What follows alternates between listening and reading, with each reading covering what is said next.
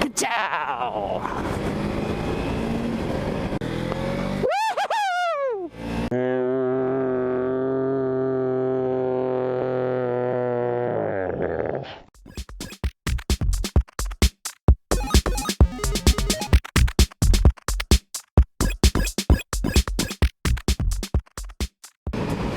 Greetings, program! So what am I so excited about? I'll tell you what I'm so excited about. We have rented our condo! Yahoo! I am so done with this crap. And it's not even like a question anymore. They have rented it. The lease is signed. We have it in hand. We have a renter. For at least the next year, I don't really have to think about that place. I am so stoked. I am so happy with this. It is such a gigantic relief not to have that on my mind anymore. I cannot even tell you. Maybe my creative editing style has let you know. Goose in it has let you know something about how excited I am about this result. Such a relief. I also fixed my boot, as I'm sure you noticed in the prologue, the preview, in the first clip. In the montage? In the montage. A sports training montage. So what are we actually talking about today? Today, we're talking about the fact that I have been riding this gorgeous bike for over a year now. I have been riding since April 2014. Lydia is a 2014 Ninja 300 with ABS, and she has done me right that entire time. So all of my experience, all of my group riding has been with the guys from Tuesday Night Coffee. I basically haven't gotten to do group riding on the weekends when other people are doing it because I have other hobbies, as I discussed pretty frequently. But I want to thank all the guys who go out to afters. All the times that we do that, you guys are helping push me, and I'm developing better cornering skills and things like that, basically as a direct result of going out with you guys. Because when I ride on my own, I'm pretty much going back and forth to work or long distance stuff where there's not really the opportunity to do that. Anyway, so I've been doing this a year, more than a year.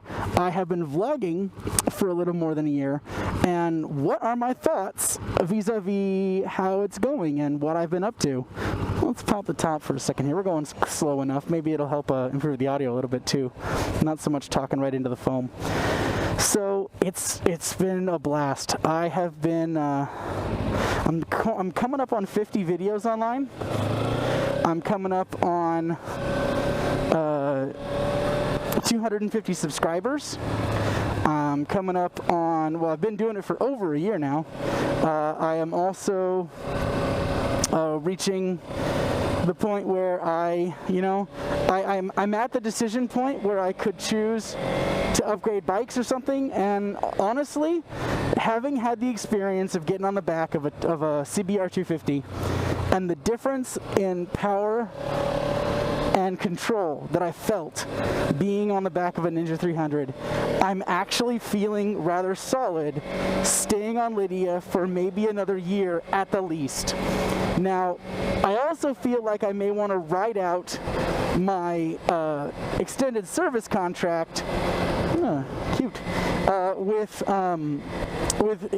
Motorsport Hillsboro, because I did sign up for 3 years of parts and service and oil change to just take care of all her needs. So that is a non-transferable policy.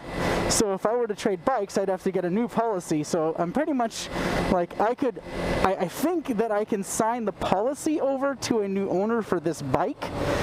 I can't remember offhand how that works. Either I can sign over the policy with the bike and someone else can keep the policy, or I can't transfer the policy to someone else, but I can transfer what's left on the policy to a new bike. I can't remember which way that works, but it's not a huge point, but that's one of those things. It's like it kind of factors into the decision about, do I want to change bikes? Am I happy where I am? Am I happy with what I'm riding? What the hell just hit me?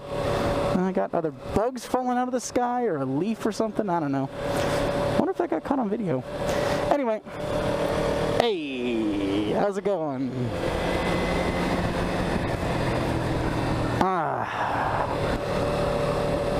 I still get a thrill every time I get to do the wave and someone does it back. Every time I'm on my way home from work and I pass somebody and we have that little exchange, it's just like, yeah, this is awesome.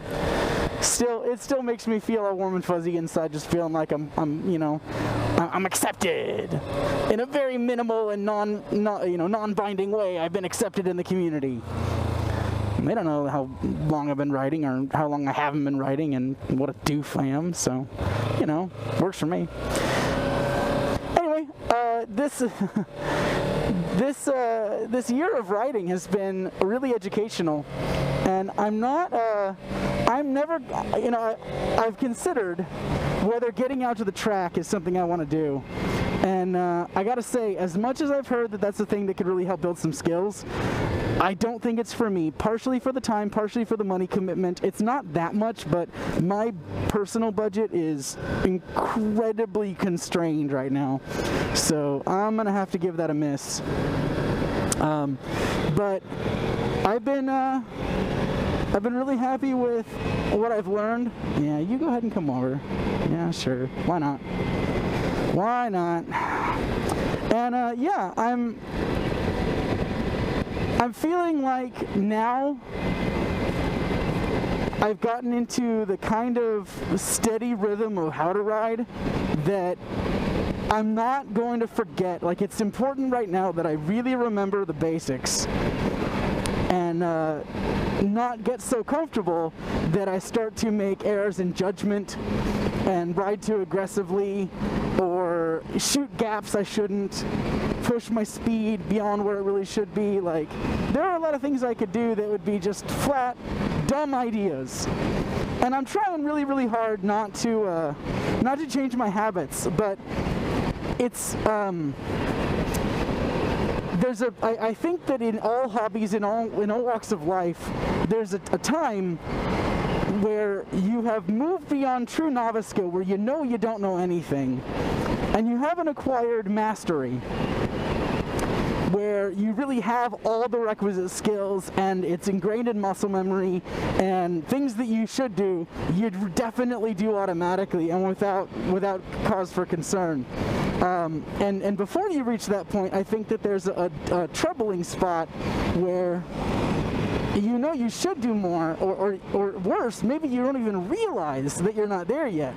And so you're more apt to misjudge your skill higher than it actually is.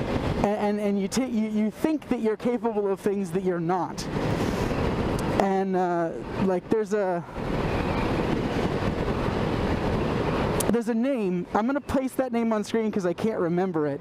But there's a name for this effect when you have you're ignorant enough to presume yourself more knowledgeable than you are. And the name escapes me, but I'll stick that in the video.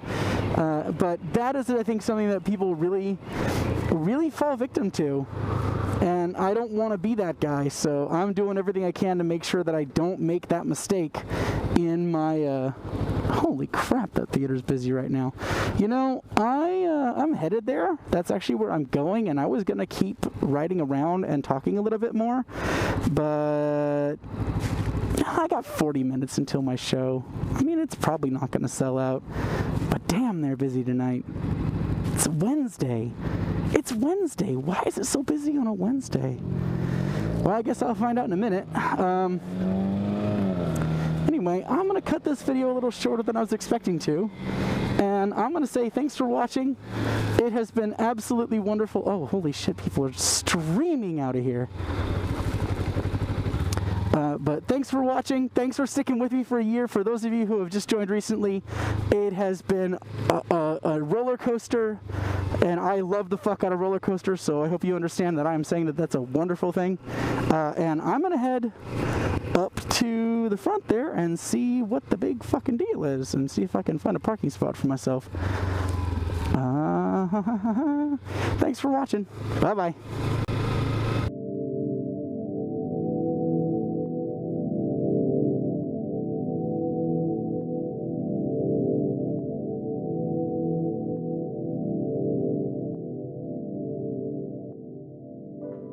Alright, so if you're wondering, Ant-Man is fantastic.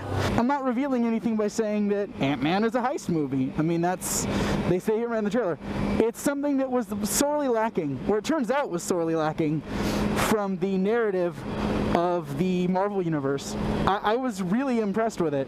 I was having a hard time with the run-up to this movie, feeling like there was going to be any good way to fit Ant-Man in and make it feel like it was natural.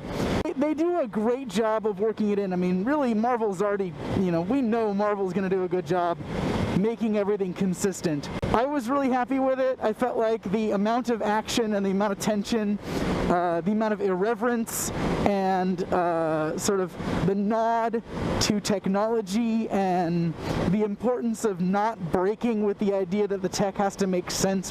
Really good.